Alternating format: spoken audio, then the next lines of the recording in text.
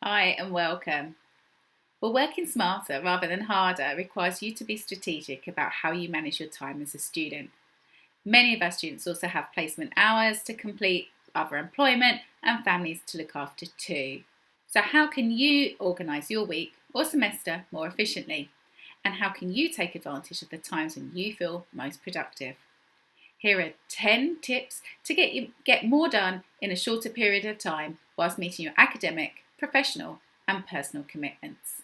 So, the first tip is to set daily and weekly goals. In other words, create a plan. What do you need to accomplish by the end of the week?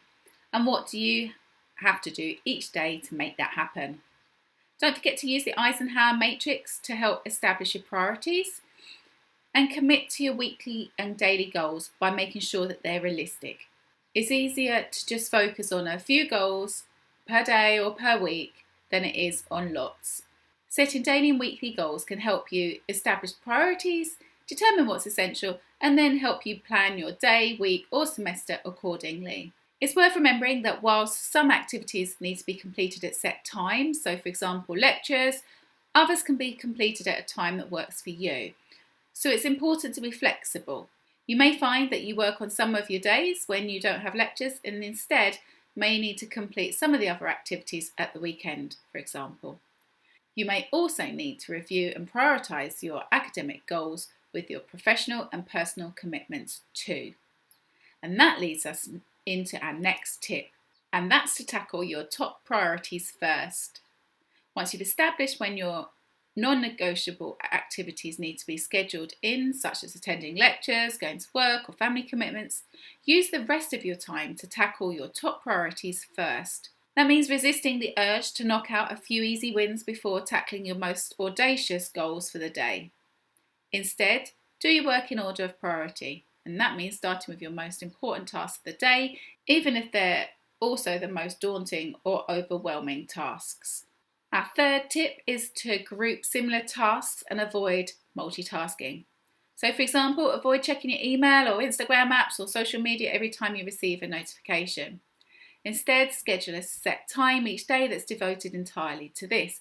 Perhaps in your breaks, consider turning your phone on airplane mode. Make the most of your time by going to the library and locating books that you need for each of your modules in one go, rather than making lots of frequent visits, which also require travel. Finally, avoid multitasking or task switching. Instead, work on one task at a time. By grouping similar tasks and avoiding multitasking, you can decrease your cognitive load and increase your efficiency. The fourth tip is to schedule everything in your day using an online calendar and set notifications on your devices to remind you. Schedule your lectures, tutorials, study activities, work commitments, travel, and personal commitments. And of course, don't forget to schedule your assignment dates and leave plenty of time to start preparing and writing these. Set your notifications with plenty of notice to get started. This should be a task for as soon as you've received your module guides. You do, though, need to be flexible with scheduling, because while some tasks can be scheduled and repeated weekly in advance, some will change, and therefore you need to review these regularly, at least once a week. Consider sharing your calendar with members of your household so they also understand what your commitments are too. Many of our students are working parents, and this can help avoid, for example, holidays being booked near to assignment submission dates or being offered help with the school run on lecture days, for example. The more that you find that you block off your calendar, the easier it will be to protect the time that you need to devote to your most important and urgent goals. But don't forget to set time limits, which is our fifth tip. Determine how long you want to spend on a task and stick to it. Set a time or a stopwatch if needed. There are other ways to set limits that can be just as effective as a student, which can also include setting limits on the time spent on activities, the number of journal articles read, the number of pages or chapters read in a book, or the number of words written, for example. Setting limits can also create a sense of urgency, which can help focus your attention and cut out distractions. They can also combat overthinking, procrastination, and analytical paralysis. And speaking of scheduling everything, also use your online calendar to schedule regular breaks, which is our sixth tip. Whilst it might sound quite counterintuitive, taking regular breaks can actually increase productivity and creativity. In contrast, working long stretches without breaks may slow you down and lead to mental exhaustion over time. Try out the Pomodoro technique to help remain focused, and which will also remind you to take regular breaks. Usually the focus is on 3 lots of 25-minute sessions with 5-minute breaks followed by a longer break. And there's loads of apps that can help you with this. Just search your app store and find one that works for you. But when you do take a break, remember to move away from your study space, particularly if you're working on a digital device. And remember, our 7th tip is important, and that's to avoid distractions. Simple techniques to help limit being distracted include getting organised. So being organised can help avoid being distracted by trying to find notes and reading material. Make sure that you have set up an electronic folder for each of your modules to file all of your work. You might have paper folders as well. You may also want to create subfolders for each week or different topics. Similarly, consider using Microsoft OneNote to help you collate all of your notes, reading notes, reference lists all together, or any other study apps that might help you as well.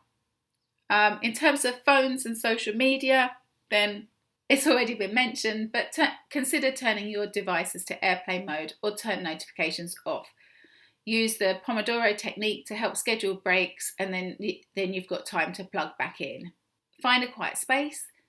Make sure that you have everything that you need and that it's easily accessible. Comfort's also important, so make sure that your chair, desk, monitor or device are all set at the right level for your height. If this is difficult, find a space in the library or find a dedicated study room. If you live further away, then consider trying your local library. It's also important to manage expectations. So by letting your household know that you're taking time out to study, you're less likely to be disturbed. So shut the door if you can and agree a time when you're going to rejoin everyone. It's also important to learn to say no. And that can really be quite difficult for people. It's easy to agree to do more hours at work or meet up for coffee with friends. But if you do that, make a deal with yourself that you'll catch up earlier in the morning for the next day, for example. If you find that you can't make up for lost time, it's important to learn to say no. You've got your inter-semester breaks and holiday periods that are never far away when you can do all your catching up too. Our 8th tip is to determine your prime time. Many of the activities that you undertake will be outside of timetable lectures, so it's important to determine your prime time. In other words, the time of the day that you are at your most productive. And you can identify this by answering the following questions. When do you feel most energised or motivated to study? When do you do your best work? And what hours of the day are you most productive? Are there any times during the day when your energy or motivation levels drop? And when am I least distracted?